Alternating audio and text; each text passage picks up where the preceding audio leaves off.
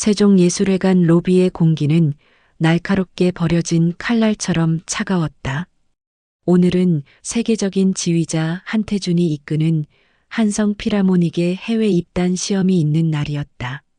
계약 규모만 수천억 원에 달하는 유럽 투어의 결정권을 쥔 이탈리아의 거장, 마에스트로 로시가 방문하기로 되어 있었기에 로비의 긴장감은 극에 달했다. 한태준은 초조한 듯 연신 손목시계를 확인했다. 약속된 시간은 5분밖에 남지 않았는데 이탈리아어 전문 통역사가 연락두절이었다. 그때 육중한 회전문이 돌아가며 마에스트로 로시와 그의 수행원들이 들이닥쳤다. 하지만 환영의 인사를 건네기도 전 로시의 얼굴이 흑빛으로 변하며 배를 움켜쥐고 바닥에 주저앉았다. 아이고, 이게 무슨 일이야. 빨리 통역사 불러. 이 사람이 어디가 아픈 건지 알아야 할 거 아냐.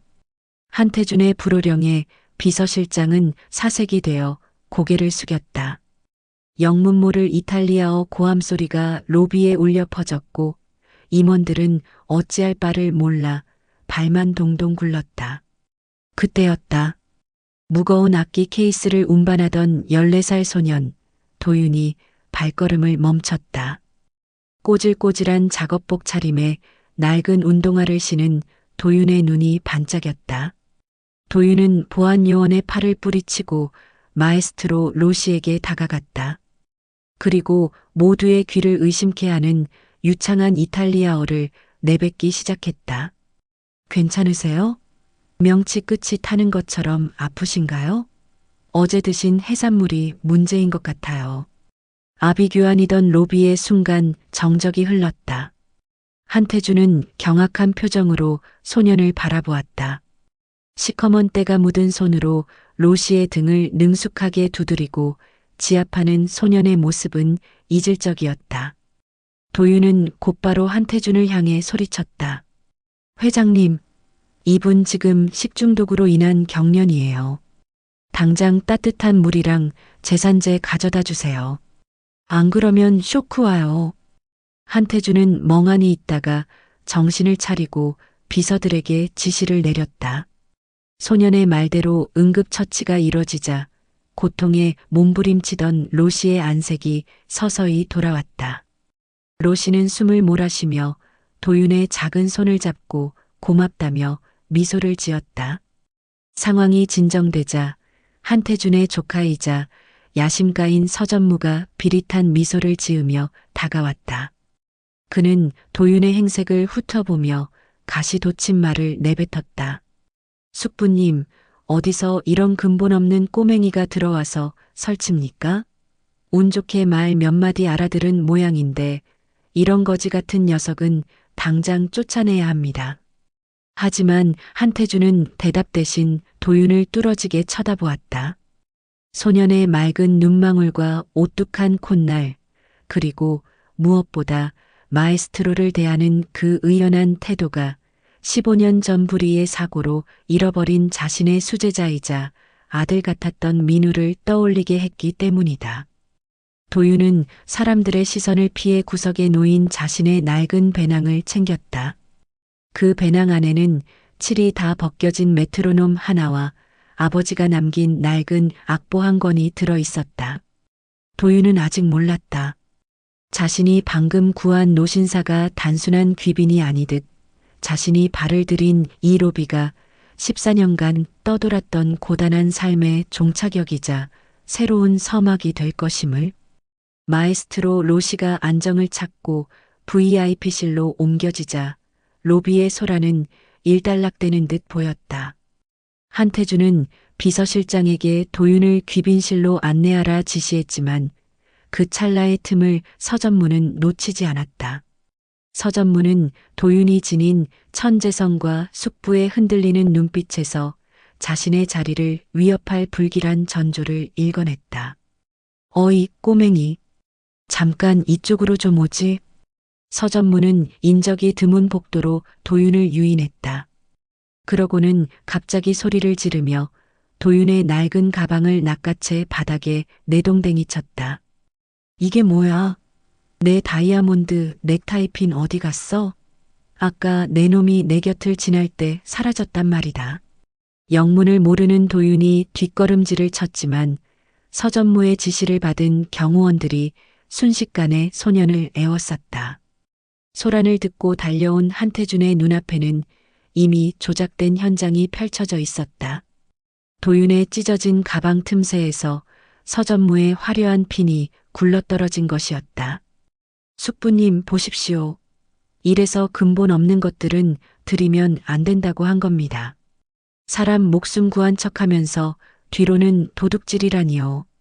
한태준의 얼굴이 차갑게 굳었습니다. 방금 전 느꼈던 소년에 대한 기묘한 애착은 배신감으로 바뀌었다. 도윤은 억울함에 목이 메어 소리쳤다. 아니에요. 저 그런 적 없어요. 그건 제 가방에 없던 거라고요. 닥쳐라. 어디서 신성한 예술회관에서 손버릇을 놀려. 한태준은 차갑게 등을 돌렸다. 내 눈앞에서 당장 치워라. 경찰에 넘기지 않는 걸 마지막 자비로 알 거라. 보안 요원들의 거친 손길에 도윤은 정문 밖으로 내동댕이 쳐졌다. 설상가상으로 하늘에서는 무거운 먹구름이 터지며 장대비가 쏟아지기 시작했다. 진흙탕에 처박힌 도윤은 짓밟힌 가방 속 물건들을 주워 담았다. 잉크가 번진 아버지의 악보, 그리고 태엽이 꺾여버린 낡은 메트로놈. 소녀는 찢어진 혼몸으로 빗물인지 눈물인지 모를 액체를 닦아내며 절뚝거리며 멀어져 갔다. 그 시각 서재로 돌아온 한태준은 서전무가 증거물이라며 던져놓고 간 도윤의 메트로놈을 돋보기로 살피다 멈칫했다. 메트로놈 하단, 칠이 벗겨진 음판에 아주 미세한 글귀가 새겨져 있었기 때문이었다. 민우야, 나의 영원한 첫 번째 단원에게. 한태준 보냄. 한태준의 심장은 멎는 듯했다. 그것은 15년 전 세상을 떠난 제자 민우가 지휘자로 데뷔하던 날 한태준이 직접 주문 제작해 선물했던 세상에 단 하나뿐인 물건이었다. 아니야. 그럴 리가 없어. 민우의 물건이 왜 그 아이에게. 한태준은 떨리는 손으로 메트로놈을 흔들었다. 그 안에서 낡은 사진 한 장이 툭 떨어졌다. 비에 젖어 흐릿했지만 젊은 시절의 민우가 갓난아기를 안고 한태준과 함께 환하게 웃고 있는 사진이었다. 도윤아. 한태준은 신발도 제대로 신지 못한 채 빗속으로 뛰쳐나갔다. 하지만 소년이 떠난 거리는 이미 어둠과 빗줄기에 잠겨 정막만이 감돌고 있었다. 한태준은 텅 빈 길가에서 메트로놈을 가슴에 품고 오열하며 소리쳤다. 내가 무슨 짓을 한 거냐? 내 손으로 내 핏줄을 또다시 버렸구나. 빗줄기는 시간이 갈수록 더욱 거세졌다. 한태준은 미친 사람처럼 빗속을 헤매며 도윤의 이름을 외쳤다. 도윤아, 도윤아. 하지만 돌아오는 것은 차가운 바람소리와 무심한 자동차 경적뿐이었다. 비에 젖은 한태준의 고급 정장은 이미 흙탕물 범벅이었지만 그는 자신의 품 안에 소중히 감춘 그 낡은 메트로놈을 놓칠세라 꼭 움켜쥐었다. 그 시각 도윤은 만신창이가 된 몸을 이끌고 인근 공사 현장의 자재 창고 구석으로 숨어들었다. 추위와 공포에 몸이 떨렸다. 아빠, 나 너무 무서워. 아빠가 소중히 하라던 메트로놈도 망가졌어. 도윤은 품 안에서 찢어진 악보를 꺼내 가슴에 안았다. 서전무가 씌운 도둑이라는 누명보다 자신을 차갑게 외면하던 한태준 회장의 그 서늘한 눈빛이 어린 가슴에 더 큰 상처로 남았다. 한편 서전무는 한태준이 빗속으로 뛰쳐나갔다는 보고를 받고 얼굴이 험악하게 일그러졌다.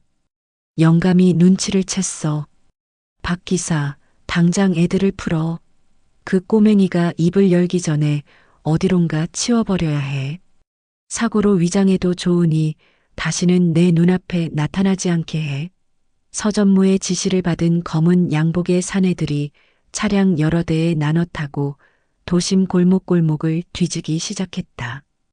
한태준은 비서실장에게 전화를 걸어 절규하듯 명령했다.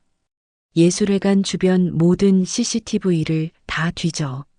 도윤이가 어디로 갔는지 당장 찾아내지 못하면 자네 목도 무사하지 못할 줄 알아. 한태준은 본능적으로 느꼈다. 서전무가 소년을 가만두지 않을 것이라는 사실을. 15년 전 제자 민우가 사고로 죽었을 때도 서전무가 곁에 있었다. 그때는 미처 의심하지 못했던 어두운 의혹들이 이제야 수면 위로 떠오르고 있는 것이었다. 사내들의 발소리가 창고 근처까지 다가왔다. 여기 어디쯤으로 들어가는 걸 봤어. 뒤져. 손전등의 불빛이 도윤이 숨은 곳을 향해 훑고 지나갔다. 도윤은 입술을 피가 나도록 깨물며 숨을 죽였다. 그때 도윤의 가방 틈새에서 떨어진 펜던트 하나가 바닥의 철근에 부딪히며 칭하고 맑은 금소금을 냈다. 거기냐? 사내들이 자재 더미를 거칠게 젖히며 도윤의 덜덜 떨리는 어깨를 낚아챘다. 이 쥐새끼 여기 숨어 있었군. 따라와 줘야겠다. 강제로 끌려가던 도윤은 필사적으로 발버둥 치며 옆에 있던 쇠파이프를 쓰러뜨렸다. 요란한 굉음이 적막한 공사장을 울렸다. 바로 그때 멀지 않은 곳에서 헤드라이트 불빛이 번쩍이며 차량 한 대가 급정거했다. 차에서 내린 한태준의 눈에 납치범들에게 끌려가는 도윤의 뒷모습이 들어왔다. 이놈들, 그 손 놓지 못해. 한태준은 노구의 몸임에도 불구하고 지팡이를 휘두르며 사내들에게 달려들었다. 평생 음악만을 위해 살았던 부드러운 손이 처음으로 소중한 것을 지키기 위해 주먹을 꽉 쥐었다.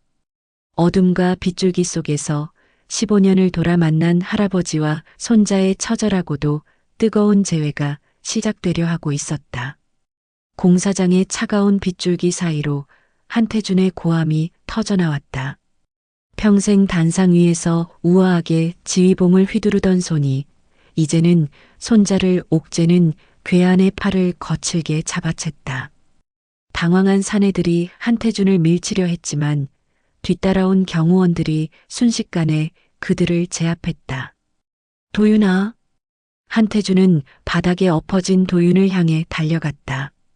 진흙 범벅이 된 채 떨고 있는 아이를 안아올리는 그의 손이 사시나무 떨듯 떨렸다.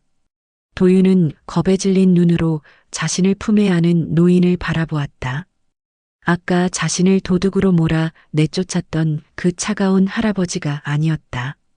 그의 눈에는 피보다 진한 후회와 애통함이 서려 있었다. 할아버지, 저 진짜 안 훔쳤어요. 아빠 유품도 다 망가졌는데. 도윤의 힘없는 목소리에 한태준의 심장이 갈갈이 찢겨나갔다. 그는 아이의 젖은 얼굴을 닦아주며 떨리는 목소리로 속삭였다. 안다. 다 알아. 내가 미안하다. 이 할아버지가 눈이 멀어 너를 알아보지 못했구나. 이제 아무도 너를 건드리지 못한다. 절대 다시는. 한태준은 아이를 자신의 전용 차량에 태운 뒤 서늘한 눈빛으로 붙잡힌 사내들을 노려보았다. 그들의 주머니에서 발견된 휴대전화에는 서전무의 긴박한 지시가 담긴 메시지들이 가득했다. 모든 증거가 확보된 순간이었다. 다음 날 아침 세종예술회관은 다시 한번 발칵 뒤집혔다. 전날의 소동을 수습하기도 전에 한태준 회장이 긴급 이사회를 소집했기 때문이다. 서전무는 자신의 계획이 실패했음을 예감하면서도 뻔뻔하게 회의실 상석 근처에 앉아 있었다. 숙부님, 어제 그 꼬맹이 때문에 고생이 많으셨죠? 제가 깔끔하게 처리하려고 사람을 보냈는데.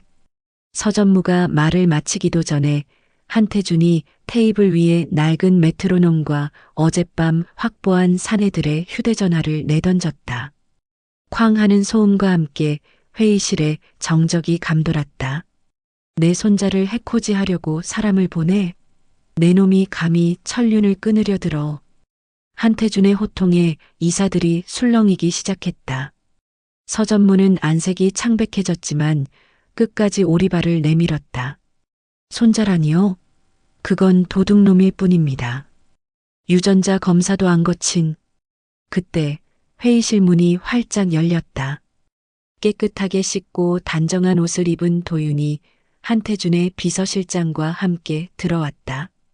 도윤의 목에는 한태준이 빗속에서 확인했던 그 지휘봉 펜던트가 걸려 있었다. 한태준은 자리에서 일어나 도윤의 손을 잡고 이사들을 향해 선포했다. 이 아이는 15년 전 불의의 사고로 잃었던 내 수제자이자 양아들 김민우의 아들 김도윤이다.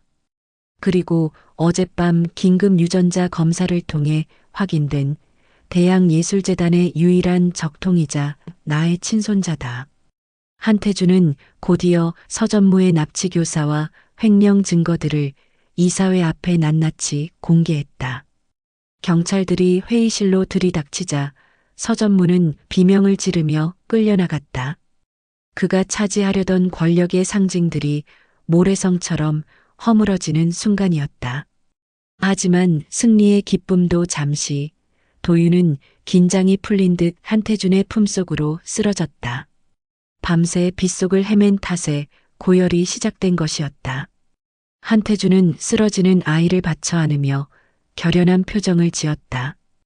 이제 악인들을 치웠으니 상처 입은 아이의 마음을 치유하고 그 천재적인 재능을 세상에 꽃피울 진짜 반격을 준비해야 할 차례였다. 세종예술회관을 뒤흔든 폭풍 같은 선언이 지나간 뒤 도윤은 대형 병원의 VIP 병실에서 눈을 떴다. 며칠간의 고열은 가라앉았지만 아이의 얼굴은 여전히 창백했다. 도윤이 눈을 뜰 때마다 곁에는 항상 한태준이 있었다. 그는 대한민국 예술계의 거물이라는 이름표를 내려놓고 그저 손자의 마른 손을 적신수건으로 닦아주는 노인이 되어 있었다. 할아버지. 그래, 도윤아. 정신이 드느냐? 도윤은 멍하니 천장을 바라보다 나직이 물었다. 저 이제 다시 악기박스 안 날라도 돼요? 다시 쫓겨나지 않아도 되는 거죠? 한태준은 가슴이 미어지는 것 같아 아이의 손을 자신의 뺨에 갖다 댔다. 그럼 그렇고 말고 이제 누구도 너를 쫓아낼 수 없다. 이곳은 내 집이고 나는 내 할아버지란다.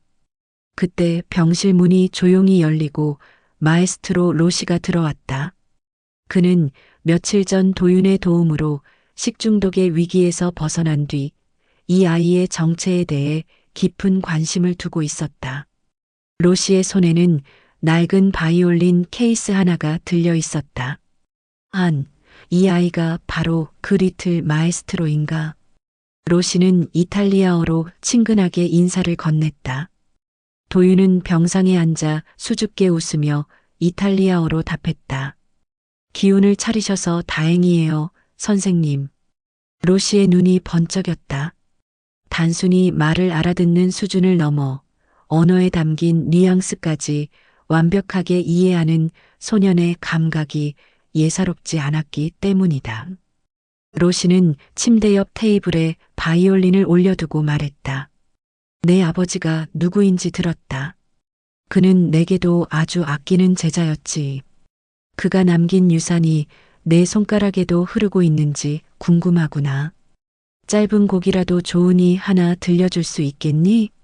한태준은 도윤이 아직 몸이 회복되지 않았다며 말리려 했으나 도윤은 조심스럽게 바이올린을 집어들었다.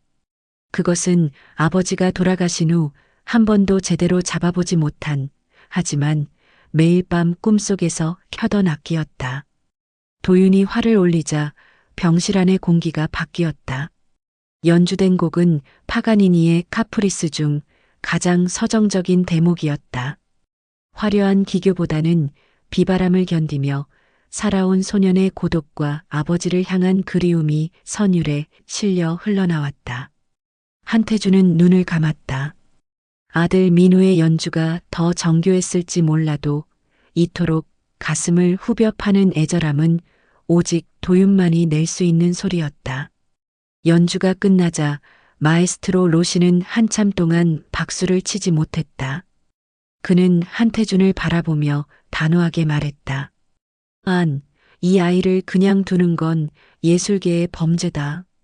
이번 유럽 투어 입단 시험에 이 아이를 특별 전형으로 세우게. 혈연 때문이 아니라 이 아이가 가진 영혼의 소리 때문이야. 한태준은 도윤의 머리를 쓰다듬었다. 이제 소녀는 길거리의 구두 닦기도 악기 운반원도 아니었다. 아버지 민우가 못다 이룬 꿈을 지휘봉과 활에 실어 세상에 떨칠 준비를 마친 음악계의 황태자였다. 하지만 병실 밖에서는 구속된 서전무의 잔당들이 마지막 발악을 준비하고 있었다. 행복 뒤에 숨은 검은 그림자가 조용히 문틈을 엿보고 있었다. 도윤의 복귀는 예술계에 거대한 파란을 일으켰다.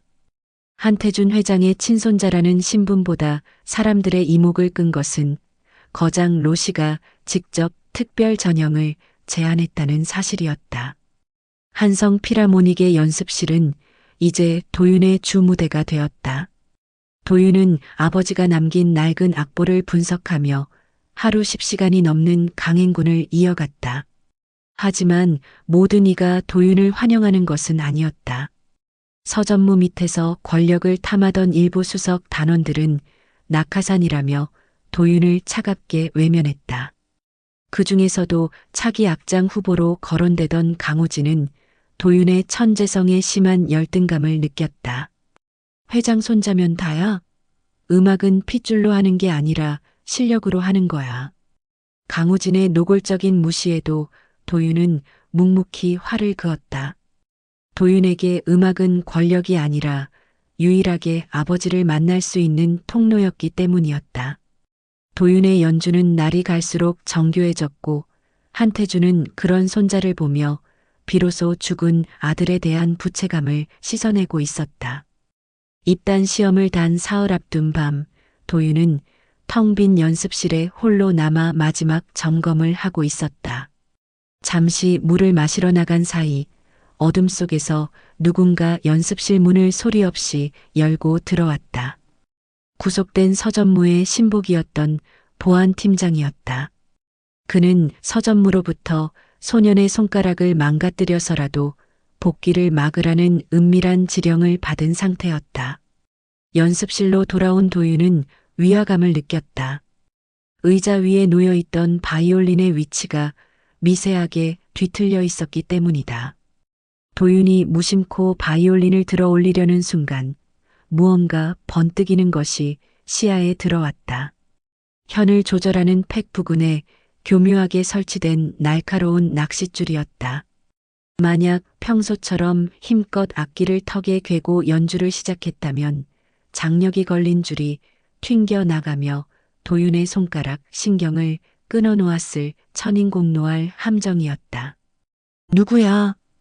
도윤의 외침에 어둠 속에 숨어있던 보안팀장이 덮쳐왔다. 도윤은 본능적으로 악기를 가슴에 품고 바닥을 굴렀다.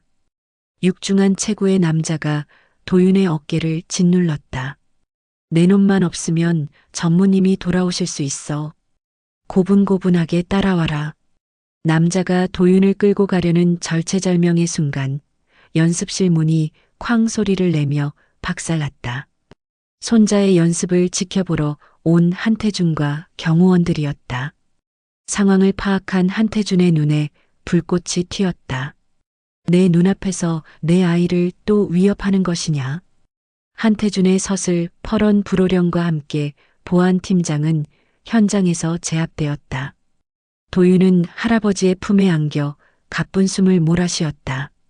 다행히 다친 곳은 없었지만 충격으로 인해 도윤의 손이 미세하게 떨리고 있었다.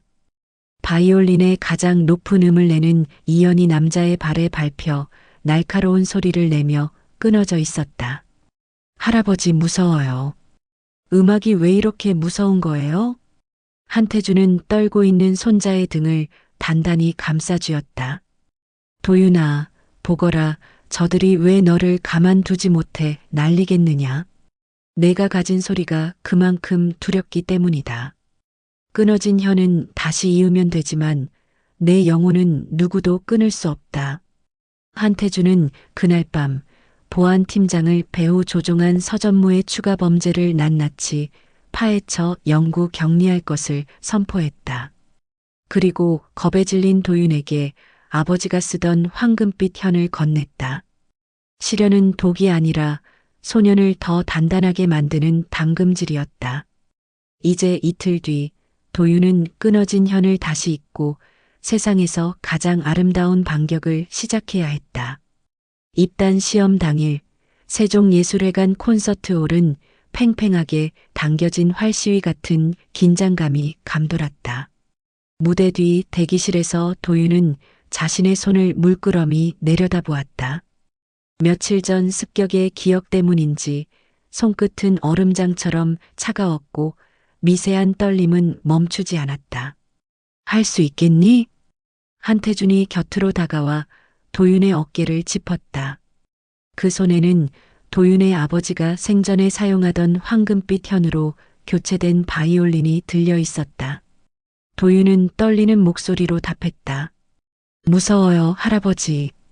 무대에 서면 그 남자의 눈빛이 다시 생각날 것 같아요. 한태준은 무릎을 굽혀 아이와 눈을 맞췄다. 도윤아, 음악은 싸우는 게 아니란다. 내가 겪은 그 아픔과 공포를 소리로 바꿔보렴. 그러면 그 소리는 너를 공격하는 칼날이 아니라 너를 지켜주는 방패가 될 거다. 드디어 도윤의 이름이 호명되었다. 도윤이 무대로 걸어 나오자 객석에 앉아있던 단원들 사이에서 비아냥 섞인 수군거림이 터져 나왔다. 특히 서전무의 측근이었던 수석 단원 강우진은 팔짱을 낀 채 차가운 눈빛을 보냈다. 얼마나 대단한 천재인지 구경이나 해보자고. 뒷배 믿고 설치는 애송이인지 아닌지. 도윤은 심호흡을 하며 악기를 턱에 갰다. 화려한 조명이 쏟아졌고 순간 도윤의 눈앞이 하얗게 전멸했다. 습격당하던 순간의 어둠과 메스의 번뜩임이 환영처럼 스쳐 지나갔다. 객석의 침묵은 마치 소년을 조롱하는 것처럼 무겁게 내리눌렀다. 10초, 20초. 도윤이 화를 내리지 못하자 심사위원석에서도 당황한 기색이 역력했다. 바로 그때 맨 앞줄에 앉은 마에스트로 로시가 나직하게 중얼거렸다. 도윤, 내 아버지가 가장 사랑했던 대목을 떠올려라. 그 말에 도윤은 눈을 질끈 감았다. 그리고 아버지가 남긴 악보 마지막 장에 적혀있던 글귀를 떠올렸다. 소리는 침묵에서 태어나 고통을 먹고 빛이 된다. 마침내 도윤의 활이 현을 스치며 첫 음을 냈다. 연주곡은 비탈리의 샤콘느. 세상에서 가장 슬픈 곡이라 불리는 그 선율이 홀 안을 가득 채웠다. 처음에는 떨리는 듯 위태로웠던 소리가 시간이 갈수록 단단하고 깊은 울림으로 변해갔다. 소년이 겪은 굶주림, 길거리에서의 고독, 그리고 죽음의 위협까지 그 모든 어둠이 황금빛 현을 타고 장엄한 아리아로 승화되었다. 비웃던 강우진의 표정이 서서히 경악으로 바뀌었다. 그것은 단순한 기술이 아니었다. 영혼을 갈아넣은 듯한 진동에 단원들은 숨을 멈췄다. 어떤 이는 눈물을 훔쳤고 어떤 이는 소름이 돋는 팔을 비벼댔다. 한태준은 눈을 감고 소리에 집중했다. 이제 무대 위에는 꼬질꼬질한 구두 닦기 소년도 겁에 질린 아이도 없었다. 오직 선율로 세상을 지휘하는 어린 마에스트로만이 존재할 뿐이었다. 연주가 끝나고 활이 허공에 멈췄을 때 콘서트홀은 마치 진공 상태가 된 듯 적막했다. 그리고 찰나의 정적 뒤 천둥 같은 기립박수가 터져 나왔다. 로시는 자리에서 일어나 환호했고 단원들은 누가 먼저랄 것도 없이 아낌없는 찬사를 보냈다. 도윤은 땀방울이 맺힌 얼굴로 객석의 할아버지를 보았다. 한태준은 떨리는 손으로 박수를 치며 환하게 웃고 있었다. 이제 도윤은 증명했다. 자신이 한태준의 손자이기 때문이 아니라 그 자체로 빛나는 별이라는 사실을 말이다. 하지만 무대 뒤 어두운 복도 끝에서 누군가 이 광경을 증오 섞인 눈으로 지켜보며 전화를 걸고 있었다. 계획이 바뀌었어. 공연장 밖에서 끝내버려. 입단 시험이 끝난 후 세종예술회관은 도윤을 향한 찬사로 가득 찼다. 한태준은 평생 누려온 그 어떤 영광보다 더 큰 벅참을 느끼며 손자를 품에 안았다. 장하다, 내 새끼. 내 아비가 하늘에서 너를 아주 자랑스러워할 게다. 로시 역시 도윤의 어깨를 두드리며 이탈리아 투어의 메인 솔로이스트로 공식 제안했다. 그날 밤 한태준은 도윤의 입단 축하와 재회를 기념하기 위해 저택에서 작은 가든 파티를 열었다. 가장 믿을 수 있는 단원들과 지인들만 초청된 평화로운 자리였다. 하지만 화려한 조명 뒤편 저택의 울타리 너머에서는 서전무가 마지막 발악으로 심어놓은 사내들이 독사처럼 기회를 엿보고 있었다. 서전무는 감옥 안에서도 신복인 김 실장을 통해 비밀 자금을 움직이고 있었다. 그는 도윤이 후계자로 확정되는 것을 막기 위해 소년을 해외로 밀항시키거나 영구적으로 음악을 할 수 없게 만들 작정이었다. 파티가 절정에 달해 모두의 시선이 케이크를 자르는 한태준과 도윤에게 쏠린 순간 주방 식자재 납품 차량으로 위장한 트럭 한 대가 저택 뒷문을 통해 침입했다. 도윤아, 잠깐 이 할아버지가 선물을 가져오는 동안 여기 있거라. 한태준이 서재로 잠시 자리를 비운 사이 검은 복면을 쓴 사내들이 어둠 속에서 튀어나왔다.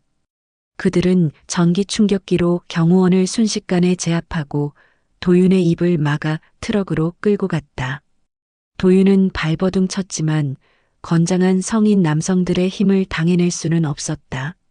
서재에서 아들 민우의 유품인 금색 지휘봉을 챙겨 나오던 한태준은 비어있는 의자와 쓰러진 경호원을 발견했다. 그의 눈이 무섭게 뒤집혔습니다. 도윤아, 도윤아. 트럭은 이미 저택 정문을 뚫고 거세게 도로를 질주하기 시작했다. 하지만 서전무는 한태준을 너무 과소평가했다. 한태준은 즉시 개인 보안팀을 가동하는 동시에 대양그룹의 네트워크를 이용해 서울 시내 모든 교통정보를 마비시켰다. 박 실장, 지금 당장 모든 도로를 봉쇄해. 내 손자의 머리카락 한 올이라도 상하면 내 놈들 목숨도 없다. 한태준은 직접 차를 몰고 트럭을 추격했다. 빗길 속에서 벌어지는 위험한 추격전 끝에 트럭은 한강대교 입구에서 경찰차와 한태준의 차량에 가로막혔다. 막다른 길에 다다른 납치범들이 도윤을 볼모로 잡고 최후의 저항을 했다. 가까이 오지 마. 오면 이 애가 다친다. 비바람이 몰아치는 다리 위 한태준은 차에서 내려 천천히 납치범들을 향해 걸어갔다. 그의 손에는 아들의 금색 지휘봉이 들려 있었다. 내 놈들이 누구의 명령을 받았는지 안다. 서전무, 그 가련한 놈이 약속한 돈 때문이냐? 그 돈의 100배를 주마. 하지만 내 손자를 건드린 대가는 죽음보다 가혹할 것이다. 한태준의 서늘한 기운에 납치범들이 주춤하는 찰나 도윤이 기지를 발휘했다. 그는 주머니에 들어있던 바이올린 송진 가루를 납치범의 눈에 뿌리고 그 팔을 꽉 깨물었다. 범인이 고통에 움찔하자 잠복해 있던 경호원들이 놈들을 제압했다. 한태준은 바닥에 떨어진 도윤을 낚아채듯 안았다. 괜찮다. 이제 끝났다. 이 할아버지가 놈들을 지옥 끝까지 쫓아가 벌할 것이다. 다음 날 서전무의 비밀 계좌와 추가 납치 교사 증거가 만천하에 공개되었다. 서전무는 무기징역을 선고받았고 그를 도왔던 잔당들은 단 한 명도 남김없이 예술계와 사회에서 매장되었다. 한태준은 이제 더 이상 방어만 하지 않기로 했다. 그는 자신의 모든 지분을 도윤에게 상속하기 위한 법적 절차를 마쳤고 도윤을 지키기 위한 철갑 같은 성벽을 쌓았다. 검은 그림자가 완전히 거친 자리에는 이제 찬란한 아침 햇살만이 남았다. 도윤은 할아버지의 손을 잡고 이제 세계 무대를 향한 첫 발을 내디딜 준비를 마쳤다. 서울을 뒤덮었던 검은 음모의 잔해들이 완전히 치워진 뒤 도윤과 한태준은 이탈리아 밀라노행 비행기에 몸을 실었다. 그것은 단순한 공연 투어가 아니었다. 15년 전 도윤의 아버지 민우가 총망받는 지휘자로서 마지막으로 서기로 되어 있었으나 끝내 오르지 못했던 라 스칼라 극장으로 향하는 약속의 여정이었다. 밀라노의 고풍스러운 거리에는 도윤의 공연을 알리는 포스터가 붙어 있었다. 한국에서 온 천재 소년 민우의 아들. 현지 언론은 전설적인 지휘자 한태준과 그의 손자의 스토리에 열광했다. 마에스트로 로시는 도윤을 극장으로 직접 안내하며 격려했다. 도윤, 이곳은 소리가 살아있는 곳이다. 내 아버지는 이곳에서 지휘봉을 잡고 싶어 했지. 하지만 오늘 너는 그의 한을 너의 선율로 풀어주게 될 거야. 공연 당일 웅장한 라 스칼라 극장은 빈틈없이 들어찼다. 한태준은 객석 중앙 가장 잘 보이는 자리에 앉아 손자를 기다렸다. 그의 품속에는 도윤이 되찾아준 낡은 메트로놈과 민우의 사진이 소중히 들려 있었다. 무대에 불이 꺼지고 핀 조명이 켜지자 검은 연주복을 입은 도윤이 당당하게 걸어 나왔다. 손가락의 상처는 아물었고 두려움이 서려 있던 눈동자는 이제 깊은 바다처럼 고요해졌다. 도윤이 선택한 곡은 엘가의 사랑의 인사와 사라사테의 지고 이네르바이젠. 평생을 길거리에서 떠돌며 아버지를 그리워했던 도윤의 삶이 투영된 선율이었다. 첫 활을 긋는 순간 관객들은 숨을 멈췄다. 도윤의 연주는 기교를 넘어선 무언가가 있었다. 그것은 죽음의 문턱을 넘나들었던 자만이 낼 수 있는 처절한 생명력이자 자신을 믿어준 할아버지를 향한 지독한 사랑의 고백이었다. 격정적인 빠른 악장에서는 폭풍우를 뚫고 달리는 야생마처럼 거침없었고 느린 악장에서는 갓 태어난 아이를 어루만지는 어머니의 손길처럼 부드러웠다. 연주 도중 도윤은 객석의 할아버지를 보았다. 한태준은 흐르는 눈물을 닦지 않은 채 미소 짓고 있었다. 그 순간 도윤은 느꼈다. 무대 위에 혼자가 아니라는 것을. 자신의 등 뒤에서 아버지가 함께 지휘봉을 흔들고 있고 할아버지가 기도로 자신을 받쳐주고 있다는 사실을. 마지막 음이 홀의 천장에 닿아 흩어지자 잠시 정막이 흘렀다. 그리고 곧 라 스칼라 극장이 무너질 듯한 브라보 소리와 함께 전원 기립박수가 터져나왔다.